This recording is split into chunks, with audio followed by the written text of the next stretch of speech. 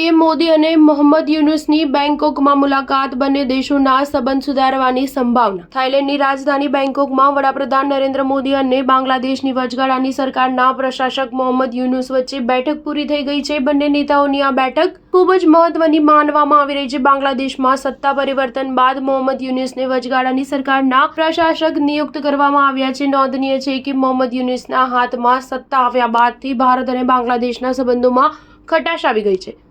ત્યાં સુધી કે સીમા પર ઘૂસણખોરોની હરકત પણ વધવા લાગી છે। વળી આ દરમિયાન મોહમ્મદ યુનુસ સામે પણ દેશની અંદરથી અવાજ ઉઠવા થયા હતા। લોકો જલ્દી બાંગ્લાદેશમાં ચૂંટણીની માંગ કરી રહ્યા છે। મોહમ્મદ યુનુસ છેલ્લા ઘણા દિવસોથી પ્રયાસ કરી રહ્યા હતા કે વડાપ્રધાન નરેન્દ્ર મોદી સાથે તેમની મુલાકાત થાય। મોહમ્મદ યુનુસ તરફથી કરવામાં આવેલા આગ્રહ પર બીમસ્ટેક સંમેલન દરમિયાન મુલાકાત નક્કી કરવામાં આવી। આ પહેલા રાત્રિ ભોજનમાં બંને નેતાઓ એકબીજાની સાથે અલગ અલગ બેઠેલા જોવા મળ્યા હતા। બીમસ્ટેક સંમેલન દરમિયાન થાઈલેન્ડના વડાપ્રધાન પેંતોગરતાન શિવનાત્રાએ બુધવારે રાત્રે એક ભોજનની મેજબાની કરી હતી। આ ભોજમાં વડાપ્રધાન નરેન્દ્ર મોદી અને બાંગ્લાદેશની વચગાળાની સરકારના પ્રમુખ મોહમ્મદ યુનુસ એક સાથે બેઠેલા જોવા મળ્યા હતા। યુનુસે કાર્યાલયની અમુક તસવીર શેર કરી, જેમાં ચાઓ ફ્રાયા નદીના તટે સ્થિત હોટલ શાંગ્રી-લામાં તેઓ વડાપ્રધાન મોદીની પાસે બેઠેલા હતા। સ્ટાર ન્યૂઝ 7 હંમેશા સચ્ચાઈની સાથે।